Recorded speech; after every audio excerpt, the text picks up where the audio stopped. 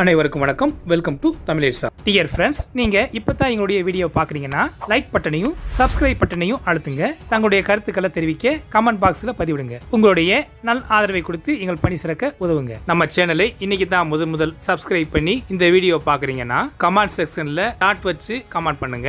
அதே மாதிரி இல்லங்க நீங்க ரெகுலரா போடுற எல்லா வீடியோவும் நாங்க தினந்தோறும் பாக்குறோம் என சொல்லுறவங்களா நீங்க இருந்தீங்கன்னா கமெண்ட் பாக்ஸ்ல ஹாய் போடுங்க.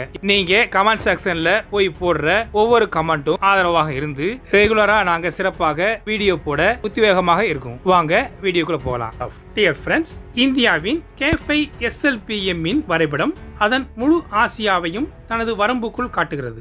இந்தியாவில் வரவிருக்கும் K5 submarine launched ballistic missile SLBM ஆனது நம்ம நாட்டின் மூலோபாய அணுசக்தி தடுப்புகளை கணிசமாக மேம்படுத்தி இருக்கும். 5000 கிலோமீட்டர் வரம்பில் K5 சீனா உட்பட இந்திய பசிபிக் ரீஜனின் இலக்குகளை அடையும் தனது திறனை காட்டியிருக்கிறது. படத்தில் காட்டியுள்ளபடி K5 SLBMகள் பொருத்தப்பட்ட இந்திய கடற்படை SSBMகள் பே ஆஃப் பெங்காலில் இருக்கும் போது சீனா மீது அணு ஆயுத தாக்குதல்களில் இருந்து நாட்டை பாதுகாக்க முடியும் என தனது வரைபடத்தில் காட்டியிருக்கிறது.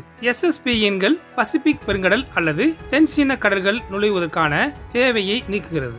இது கண்டறியும் அபாயங்களை குறைத்து தனது உயிர் வாழ்வை அதிகரிக்கிறது. K5 வரம்பு சீனாவுக்கும் அப்பாலும் விரிவடைந்திருக்கிறது. இது ரஷ்யாவுடைய தெற்கு பகுதிகளையும் குறிவைக்கும். அரபிக்கடலில் நிலைநிறுத்தப்படும் போது முழு மத்திய கிழக்கு மற்றும் கிழக்கு ஐரோப்பாவில் சில பகுதியையும் தனது இலக்காக கொள்ள முடியும். இதனுடன் ஒப்பிட்டு பார்க்கும்போது தற்போது இருக்கக்கூடிய இந்தியாவின் இரண்டாவது SSBM ஹரிகாட்டில் பொருத்தப்பட்டிருக்கும் K4 SLBM ஆனது 3500 கிலோமீட்டர் தூரம் வரை செல்லும். அது பெய்ஜிங் மற்றும் முக்கிய நகரங்கள் உட்பட சீனாவுடைய 85% இலக்காக கொண்டாலும் வட மாகாணங்களான ஷீலாங், ஷியாங், உள் மங்கோலியா மற்றும் ஜீலன் ஆகியவற்றையும் அடைய முடியும். அரபிய கடலில் K4 நிலைநிறுத்தினால் மத்திய கிழக்கையும் குறிவைக்க முடியும். ஆனா கிழக்கு ஐரோப்பாவில் ஒரு சிறிய பகுதியை மட்டுமே குறிவைக்க முடியும்.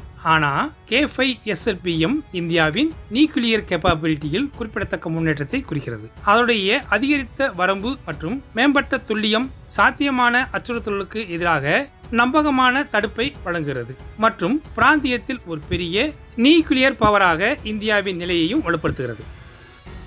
கல்வாரி கிளாஸ் சப்மரீன்களுக்கான உள்நாட்டு லித்தியம் அயன் பேட்டரி டெக்னாலஜியை MDL சோதிக்கிறது. இந்தியாவின் கப்பல் கட்டும் தளமான Mazagon dock limited MDL lithium ion battery தொகுதிகளுக்காக உள்நாட்டில் உருவாக்கப்பட்ட பேக்கேஜிங்கை சரிபார்த்து நீர்மூழ்கி கப்பலுக்கான பேட்டரி மானிட்டரிங் சிஸ்டம் BMS மூலமாக அவைகளை சோதனை செய்கிறது. இந்த புதுமையான டெக்னாலஜி இந்தியன் நேவிக்கு வர இருக்கும் 3வது கல்வாரி கிளாஸ் சப்மரீன்களில் ஒருங்கிணைக்கப்பட இருக்குது. MDL இந்த புதிய தொழில்நுட்பத்தின் மேம்பாடு மற்றும் சோதனையை டிசம்பர் 2026க்குள் முடிக்க இலக்காக கொண்டு செயல்பட்டு வருகிறது.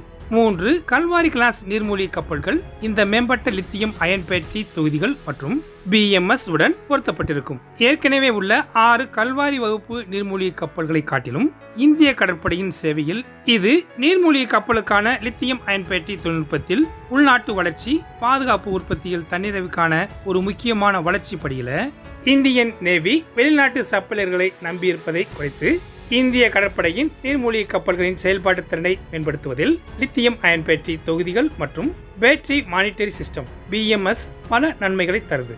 அதிகரித்த எனர்ஜி டென்சிட்டி, மேம்பட்ட செயல்திறன் மற்றும் குறைக்கப்பட்ட மெயின்டெனன்ஸ் தேவைகள் உட்பட இந்த மேம்படுத்தல்கள் கல்வாரி கிளாஸ் சப்மரீன்களில் ஓவரால் எஃபிசியன்சி அண்ட் எஃபெக்டிவ்னஸில் பங்களிக்கும். இந்த தொழில்நுட்பத்தை சரிபார்க்கவும் ஒருங்கிணைக்கவும் MDLஇன் இந்த முயற்சிகள் கடல் கட்டும் துறையில் புதுமை மற்றும் தொழில்நுட்ப முன்னேற்றத்திற்கான MDLஇன் முயற்சியாக காட்டுகிறது. இந்த மேம்படுத்தல்களை வெற்றிகரமாக செயல்படுத்துவது நீர்மூழ்கி கப்பல் தொழில்நுட்பத்தில் இந்தியாவை முன்னணியில் நிலை நிறுத்துவதுடன் அதன் கடற்படை திறனையும் வலுப்படுத்தும். டியர் ஃப்ரெண்ட்ஸ், DRDO ஒரு புதிய ஏர் லான்ச்சட் கைடர் மியூஷனை உருவாக்குறது. நமது பாதுகாப்பு ஆராய்ச்சி மற்றும் மேம்பாட்டு அமைப்பு இப்ப உருவாக்கி வருகிற ஏர் லான்ச்சட் கிளைட் மினிஷன் ALGM இன் விண்ட் டனல் மாடலின் லீக்கான இமேஜ் அதனுடைய டிசைன் மற்றும் கேப்பபிலிட்டிகளை பற்றிய முக்கிய விவரங்களை வெளிப்படுத்தியிருக்கிறது. இமேஜில் காட்சிப்படுத்தப்பட்டுள்ள மாடலில் நடுப்பகுதியில் பயன்படுத்தக்கூடிய இறக்கை மற்றும் எக்ஸ் கான்ஃபிகரேஷன் 4 செயல்படுத்தப்பட்ட பின் துடுப்புகள் காட்டியிருக்கிறது. இது குறிப்பிடத்தக்க வகையில் வெடிமருந்து அதன் ஓன் ப்ரொபல்ஷன் சிஸ்டம் கொண்டிருப்பதாக தெரியல. அதனுடைய விரும்பிய பாதை மற்றும் வரம்பினை அடைவதற்கு ஏவுதள விமானம் கொடுக்கும் ஆரம்ப உந்துதல் ஊக்கத்தை நம்பியே இருப்பதாக கூறுகிறது. இந்த ஏர் லான்ச்சட் கிரேட் மினிஷன் உடைய சரியான விவரக்குறிப்புகள் மற்றும் திறன்கள் வகைப்படுத்தப்பட்டிருந்தாலும் இப்ப லீக்கான இமேஜ் அதனுடைய சாத்தியமான வடிவமைப்பு மற்றும் செயல்பாடு பற்றிய மதிப்புமிக்க நுண்ணறிவுகளை வழங்குகிறது. அது பயன்படுத்தக்கூடிய இறக்கை மற்றும் செயல்படுத்தப்பட்ட துடுப்புகள் ஆயுதங்களை சூழ்ச்சி செய்ய மற்றும் வளிமண்டலத்தில் பாய்ந்து சறுக்கி செல்ல உதவும்.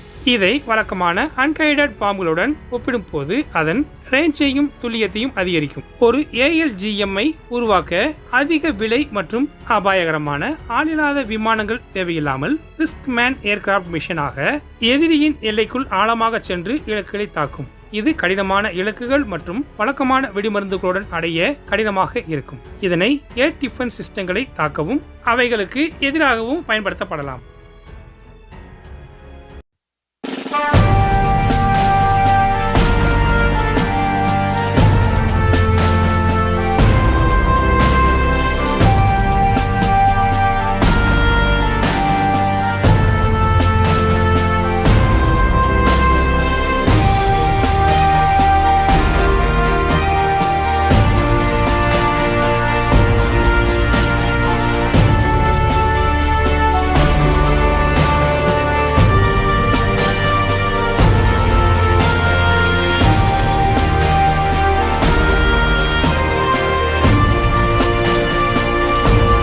ஓகே ஃப்ரெண்ட்ஸ், இந்த மாதிரி செய்திகளோட நாளைக்கு சந்திப்போம். இன்றைய பதிவு உங்களுக்கு பிடிச்சிருந்துச்சுன்னா லைக் பண்ணுங்க, ஷேர் பண்ணுங்க, உங்களுடைய கருத்துக்களை கமெண்ட் செக்ஷனில் தெரிவிங்க. சப்ஸ்கிரைப் பண்ணுங்க, மறக்காம பெல் ஐக்கானை கிளிக் பண்ணுங்க. ஜெய்ஹிந்த்.